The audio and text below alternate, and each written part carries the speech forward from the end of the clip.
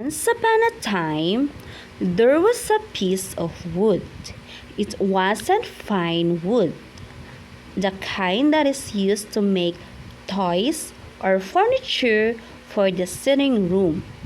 It was a cheap kind of wood, good to be burned in the fireplace. Old Gepetto, who worked as a carpenter, was very poor and didn't have any better wood than that to make the puppet that he wanted so much. So, instead of using that log for making fire, he began to carve it with a chisel and lots of patience. From the log slowly emerged a round little head, some wavy hair, a pointy little nose, and a delightful mouth. Then, with the finest of his brushes, Geppetto painted two big curious eyes and a pair of eyebrows that looked a bit surprised. He had finished.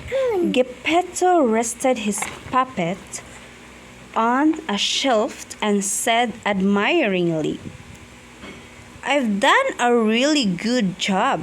I'll call him Pinocchio." And because he didn't have children, Geppetto sighed, "Ah, wouldn't it be nice if he was a real boy?" Geppetto was a man as good as gold, and the blue fairy decided he deserved to have his wish come true.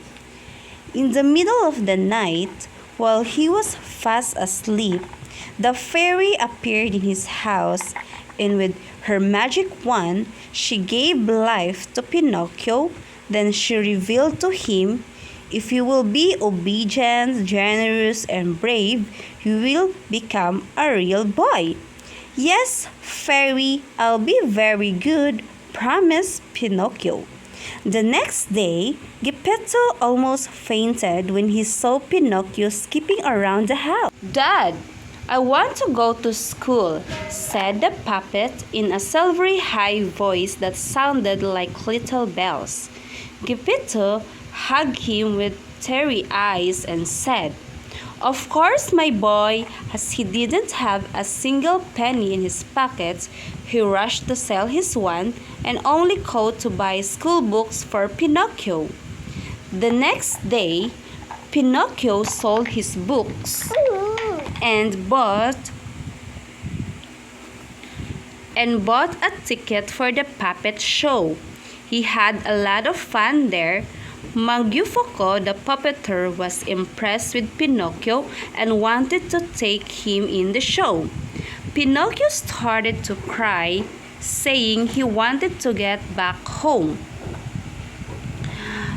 Mangiufoco, who had a scary look but a good heart, decided to give him some golden coins and set him free. Soon after, Pinocchio bumped into two well-known swindlers, the cat and the bury your coins in the field of miracles, and tomorrow you will find a big tree packed with coins," said the two thieves. "Pinocchio, go back home," said Pinocchio's conscience. But he didn't listen. He fell for the trick and set off with him, the cat and the fox. All of a sudden, they grabbed Pinocchio and took away his gold coins. Then they tied him to a branch and left him dangling there. Luckily, the blue fairy came to the rescue and took the puppet to her home. Pinocchio told the fairy all about his misadventures, but each time he said something that wasn't true, his nose grew a little bit, and he told so many tales that in no time his nose had reached across the room. However, the fairy forgave Pinocchio when he said sorry. She told him never to tell lies and sent him home. On his way home, Pinocchio met Candlewick, who brought him to Toyland. Here, they had a great time, but there was one little problem. Little by little, they were turning into donkeys. One day, Pinocchio was sold to a drum maker who wanted his skin to make a drum. To escape his new master, Pinocchio jumped into the sea from a high cliff. As soon as he touched the water, he was swallowed by a huge whale. Inside the belly of the whale, Pinocchio found his dad, who had been looking for him everywhere. Pinocchio and Geppetto used the last of their candles to light up a great big fire in the throat of the whale, hoping that it would be sneezed, and it did, so they both managed to escape. As soon as Pinocchio and Geppetto were home, the blue fairy appeared and as a reward for the good heart, turned the puppet into a real boy.